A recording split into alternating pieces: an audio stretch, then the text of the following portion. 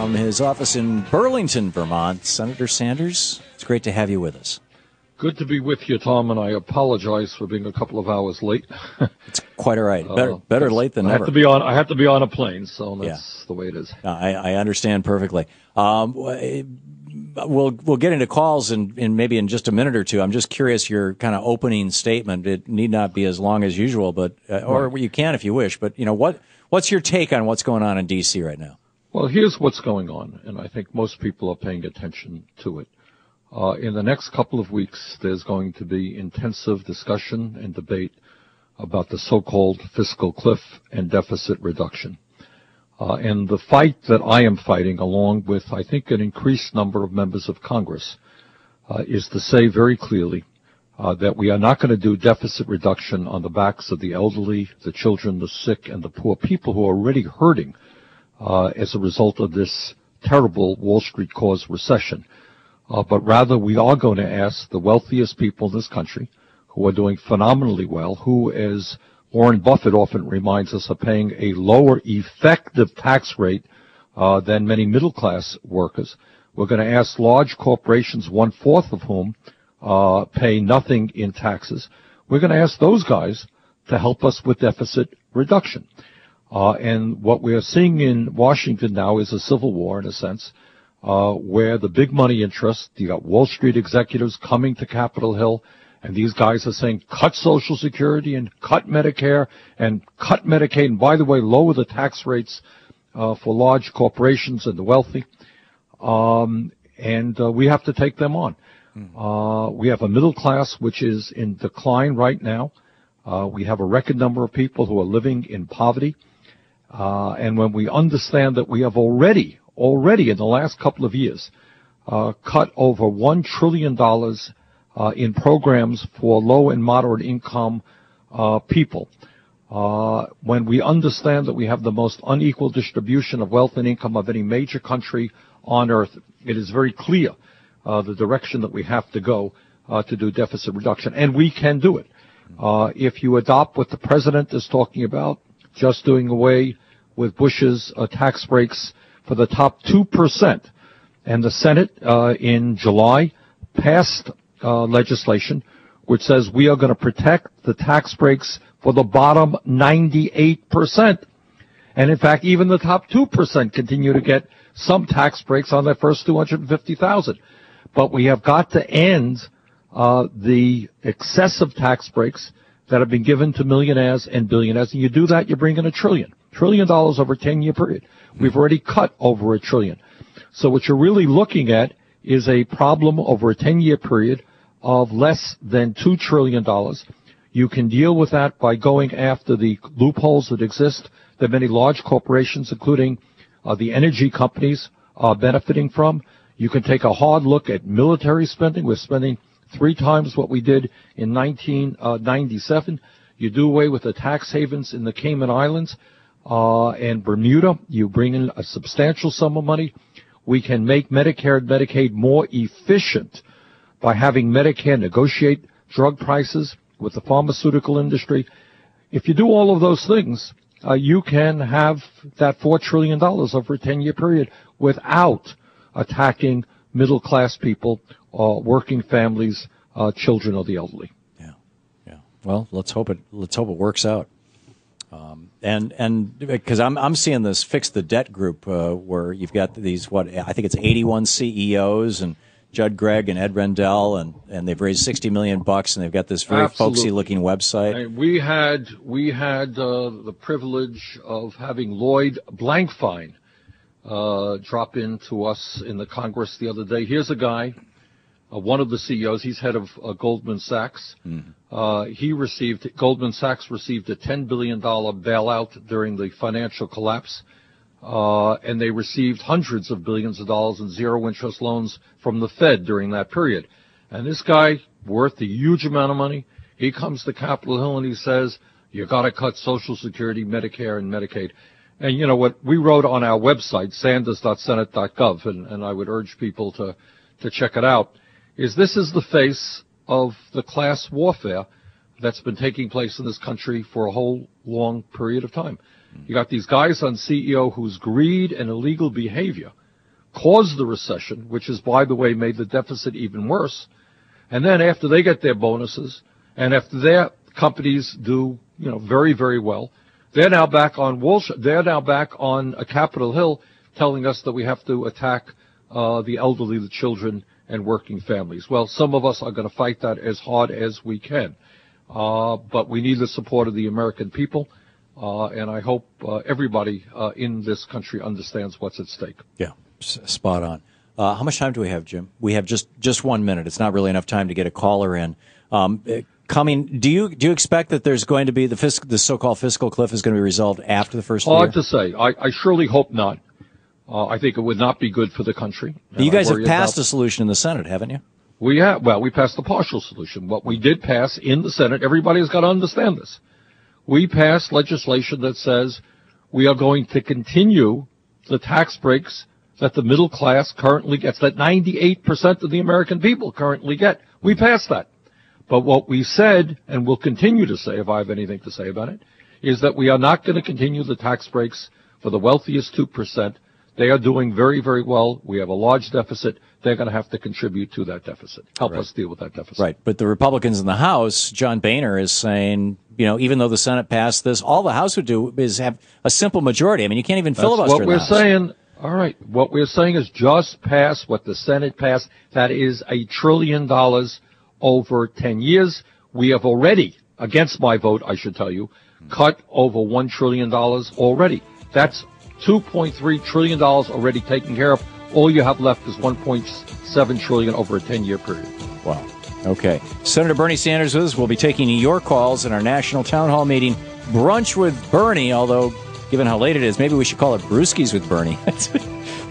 We'll be back with Senator Sanders right after this.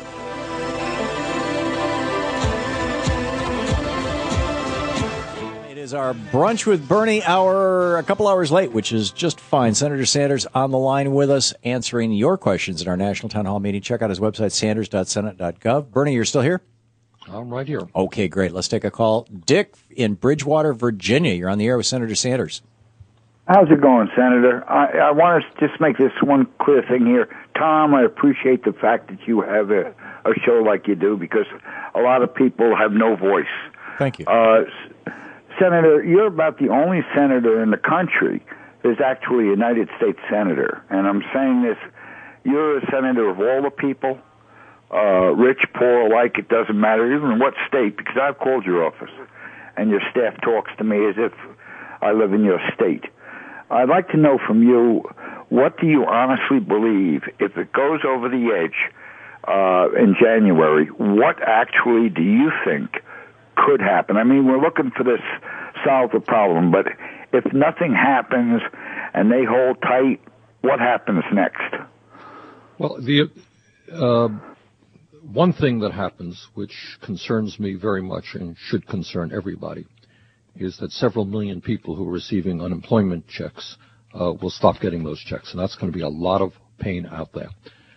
But I happen to believe, Dick, that the Republicans are smart enough to know that public opinion is strongly against them, that they got pretty much what they wanted in 2010, they got what they wanted in 2011, and I think this time they understand that the president and the Democratic leadership are going to stand tall, and that some of their wealthy friends and large corporations are going to have to contribute to deficit reduction, and we can't keep going after the middle class and working families.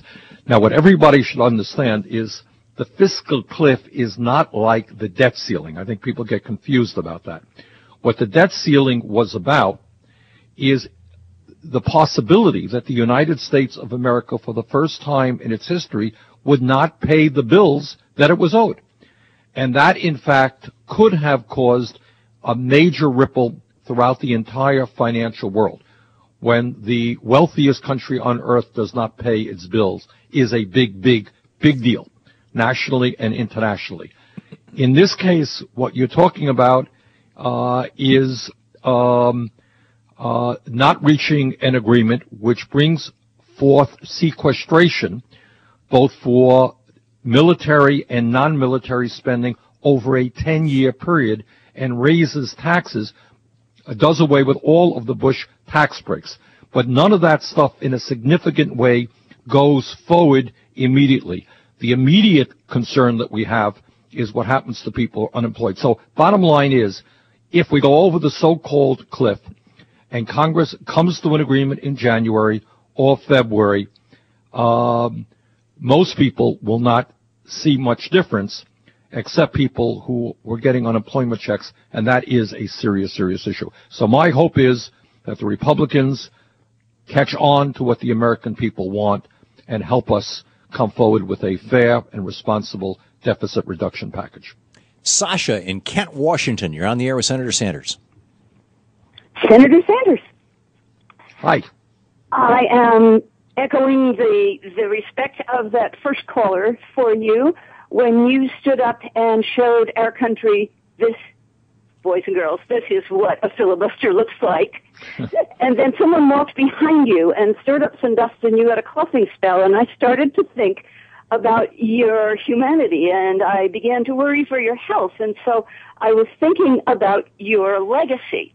And I wonder if you can identify any other people that might be coming up after you that would have your integrity in the political system. So far, it feels like you're it. Well, I thank you very much. Those are very kind and generous remarks. But trust me, there are a number of wonderful people in the United States Senate and in the House as well. And I mean, there are almost too many to name, but a good friend of mine from Ohio who just won a very, very difficult reelection campaign, Sherrod Brown, is doing a terrific job fighting for workers. Sheldon Whitehouse has been a leader on environmental issues. Barbara Boxer on environmental issues. We have some wonderful new people. I mean, this election was not only about reelecting the president. We have some wonderful new senators coming in. I've known Elizabeth Warren for many, many years. I think people are going to be very proud of the work that she does representing not only Massachusetts but America. Tammy Baldwin from Wisconsin is Tammy and I just chatted the other day about where we want to go forward together. She's going to be a very strong senator. Mazi Hirono from Hawaii, I think, is going to be really good. So I think you're going to see a lot of bright, younger senators there who are going to be prepared to stand up for working families. Thank you very much, Sasha. Devon in Blacksburg, Virginia. You're on the air with Senator Sanders. Bernie, thanks so much, you guys, for taking my call. So glad you made it in. And on that note, I want to say there's a young man, mid-20s, in the Virginia 12th House of Delegates. His name is Joseph Yost, and I believe he will have the level of integrity that you've shown, Senator. Two issues on John Warner. Yesterday, the vote on S-386, I think it was, the Merkley Amendment, to call for a sense of the Senate to bring the troops home from Afghanistan by the end of December 2013, which I was blown away that John McCain actually got up and said, let's not have a recorded vote. But Bernie, what did go on there? Because I was on the phone calling Warner's office and asking how is he going to vote, and the record says that both he and Webb voted yay, but C-SPAN didn't have the rolling vote tally. So how did that vote go down in the end? And do you think John Warner recognizes the 200? You mean, are you talking about Mark Warner? I'm sorry, Mark, yes. Mark Warner, yes. Yeah. John used to be the senator. He retired some years ago. Yeah. I don't want to speak for Senator Warner. The Merkley Amendment, we had many amendments yesterday. I believe it won. And what was interesting yesterday is for the first time in a very long time, the Republicans allowed majority rule, 50 votes rather than 60 votes. But what that amendment was about, that I should have mentioned, Jeff Merkley is doing a great job in the Senate. What that is about is to say we have been in Afghanistan longer than in any war in the history of the United States of America, longer than Vietnam. It is time for the Afghan people to take full responsibility for that war. It is time to bring our troops home and start rebuilding America and let the Afghan people rebuild their country. Paul in Sebring, Florida. You're on the air with Senator Sanders. Hey, Bernie. Can you hear me? Hey, Paul. Yeah, I got you. Yeah, you're the renewable energy advocate, right? Yep, absolutely. Okay, we already have the solar feed-in tariff here in Gainesville, Florida. We're the only place in the United States that has the solar feed-in tariff. Well, not really. We're doing a little bit of that in Vermont as well, but I'm really great. I mean, Florida is such a sunny state that you guys should be taking big time advantage of solar, and I'm glad that you do have a feed-in tariff there. Great. Gray in Nevada City, California. You're on the air with Senator Sanders. Senator Sanders, good to hear your voice, sir. Thank you. It's my understanding that you have already tried to help out with the bringing back of the WPA. What we are working on, and Gray, thanks for the question. I think Tom mentioned earlier, and it's not getting the kind of attention that it deserves, that in the president's budget proposal for the so-called deficit fiscal cliff, the president put $50 billion in for rebuilding our infrastructure. Now, that is not as much. We need a lot more than that. So, Gray, we're thinking about a couple of things. Number one, I am absolutely supportive of a massive jobs program, which will include rebuilding our infrastructure, and that's roads, bridges, airports, water systems, wastewater plants, older schools. There's an enormous amount of work to be done in America. In terms of the WPA, which was the Depression-era program, one area that I've been thinking about is how we maybe put young people directly to work in exchange for reducing or forgiving the very high level of student debt that exists in America. We have $1 trillion of student debt out there. Many of these kids are graduating college. They are deeply in debt. They can't find jobs. And I'm not sure that a WPA program for those young people might not make a whole lot of sense. But bottom line is, we can and must create millions of jobs, rebuilding our crumbling infrastructure and transforming our energy system away from fossil fuel to weatherization and sustainable energy. Senator Bernie Sanders with us for our Brunch with Bernie hour here. We're doing it in the third hour of the program today. We're live. It's 45 minutes past the hour, and we'll be back with more of your calls for Senator Sanders in just a moment. Be sure to check out Bernie's website. He's got a great newsletter, and the website itself is a great news resource. It's at sanders.senate.gov. You're listening to the Thom Hartmann Program. Visit thomhartmann.com for audio and video archives. So back with more with Senator Bernie Sanders in just a moment. Sanders.senate.gov. Be sure to check it out and sign up for his newsletter. It's great.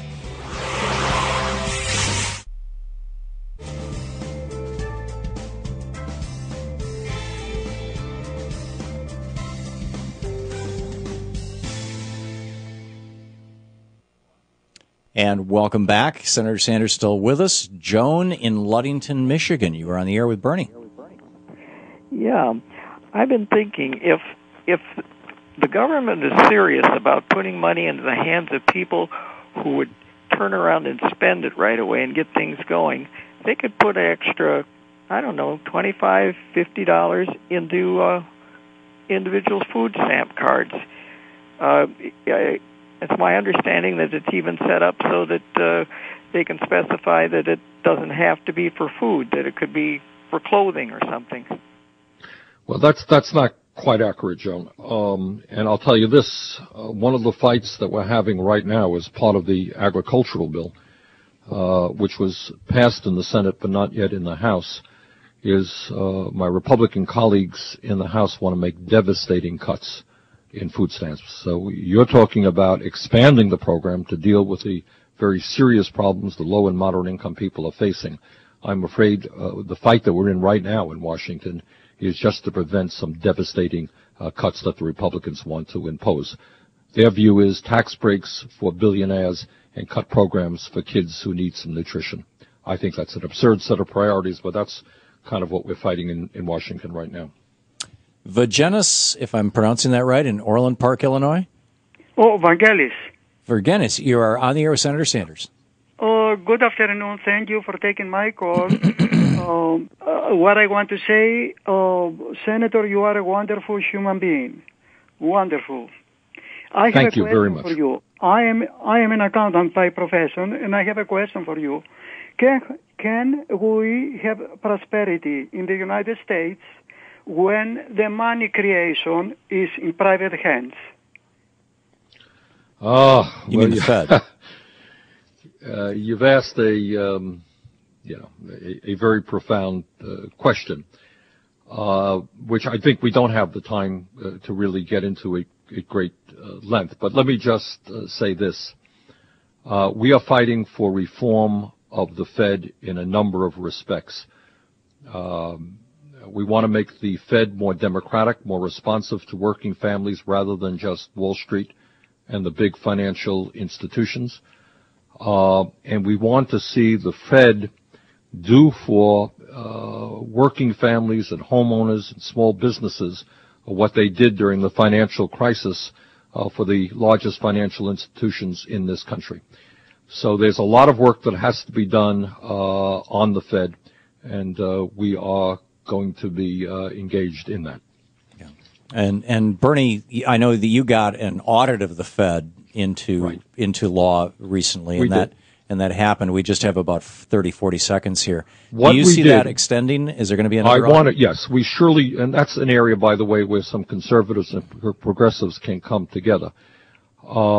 What we managed to do during the financial crisis as part of Dodd-Frank is to get an audit of the Fed during the crisis years. And what we learned is that they lent out in a revolving loan fund $16 trillion to every major financial institution in this country, central banks all over this world, and large corporations at very, very low interest rates.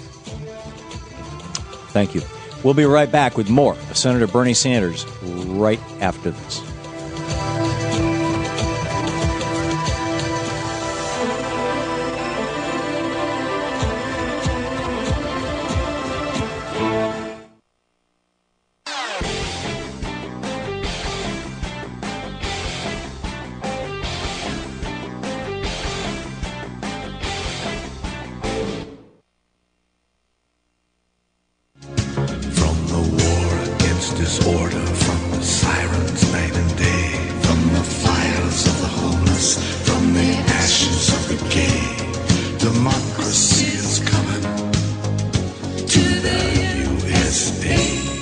Welcome back. Thom Hartmann here with you. It's our Brunch with Bernie hour, and in the third hour of our program today, and Lewis in Plainfield, Illinois. You're on the air with Senator Sanders.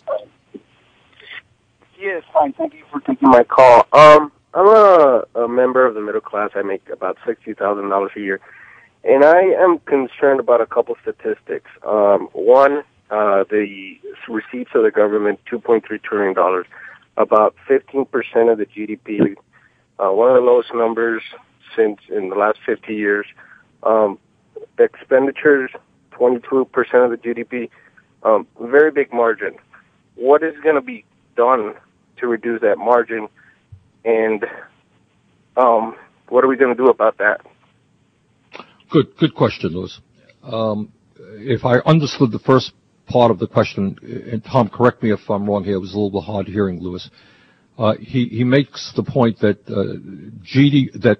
revenue as a part of GDP is less than 16% today, which is the lowest that it has been in 60 years. That was his point, wasn't it? I believe so, yes.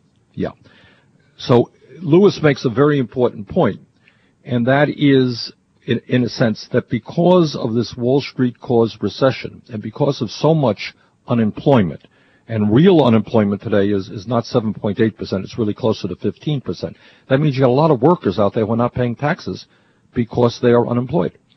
And on the other hand, because they're unemployed, they are receiving unemployment compensation, which costs the federal government money. They're receiving food stamps. They're receiving perhaps other types of help. So when you're in the midst of a major recession, what ends up happening, the government has to spend more to protect the children and the elderly and the sick and the poorest people in this country, and at the same time, less revenue is coming in. And that's the problem that Lewis defined.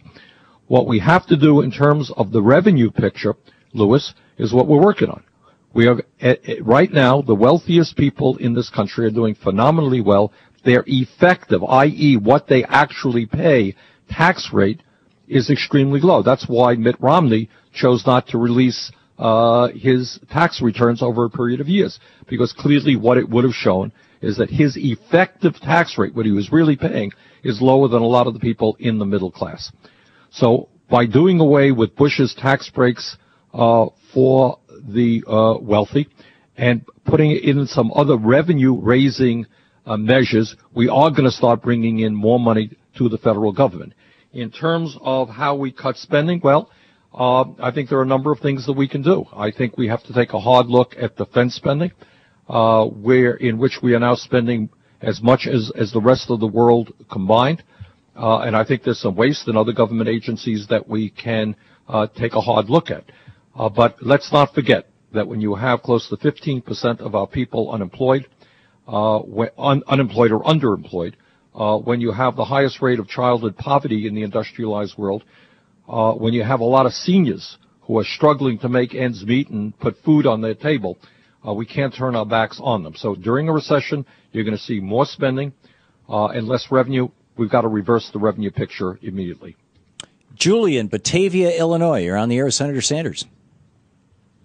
Hi, Senator Sanders. I was just wondering, I've heard you say, and several other people always talking about the Wall Street banksters and how they've gotten away with what they've done is illegal. And I just do not understand why anyone has not been prosecuted for what they've done. Well, Julie, that is a very, what can I tell you? That is a very important and good question. And Julie, I mean, I don't want to get you too discouraged, but the simple answer in my view, is that Wall Street is unbelievably powerful. They make enormous campaign contributions to both political parties. They have lobbyists running all over Capitol Hill. So what Wall Street did is drive us into a recession. I have no doubt that it was not just reckless behavior and greedy behavior. I think there was a lot of illegal behavior as well. But I have to tell you, to be very frank with you, Julie, we live in a world, in a nation, where if a kid throws a brick through a window or smokes pot, that kid could get arrested. But if you're a Wall Street billionaire and you do illegal behavior which causes pain for millions of people, nothing much happens to you. And that's the sad reality. And that's why some of us as progressives are working hard to develop a progressive movement which is prepared to stand up to the power of Wall Street. Yeah, just to put a punctuation point on that, last week the president of Iceland was asked why his country, which was hit harder than any other country in the world by the recession, has bounced back so well. And he said, we bailed out the middle class and we put the bankers in jail, which is the exact opposite of what we did here. So, yes. Bernie, we have just a minute and a half to wrap up the show. Just a couple of other thoughts on the week. Yeah. One of the areas, as a member of the Senate Veterans Committee, that I'm going to be paying increased attention to is the issue of how we protect our veterans and how we make the Veterans Administration, which is, in my view, a very good institution, protecting the needs of a whole lot of veterans, how we make it even better. So if there are veterans out there who have ideas about the Veterans Administration, how we can improve health care, we can improve access. One of the concerns that we have, a lot of the men and women coming home from Iraq and Afghanistan in this very rough economy are not finding it easy to get jobs. How do we deal with that issue? People have ideas about programs that are working well, dealing with post-traumatic stress disorder. Love to hear about them, because the issue of taking care of our veterans is an issue that I'm going to be paying a whole lot of attention to. Bernie, thanks so much for being with us this week. My pleasure, Tom. See you next week. Yeah, indeed, and for the fabulous work you do in the Senate. And once again, be sure to check out Bernie's website, sanders.senate.gov. You will be very, very impressed.